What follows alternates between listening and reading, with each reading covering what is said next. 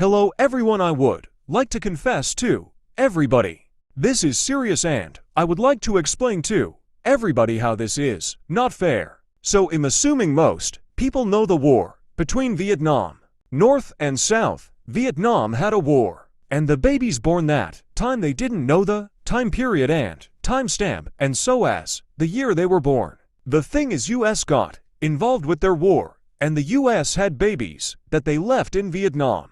And this hasn't gotten to the public or president, and this is not fair. But the US citizens that fought for the Vietnam War, and when the war ended, the US never took their babies home, which means they grew up on their own feet. When they were growing up, they were getting abused by North Vietnam because they didn't want the Americans coming to help during the war. And since they kicked Americans out of the war, the kids who were born out of their dads' Americans' roots, they were left behind in Vietnam. The babies were getting treated like crickets, so the US veterans who left their kids in Vietnam had no parents. And if you're wondering, what about their mom? Well, if the North Vietnam hated the American babies, their moms couldn't help. While that was happening, Vietnamese people tried to go to America to start a better life, and they went to America at an early age, which means kids had to find work to do, which isn't fair.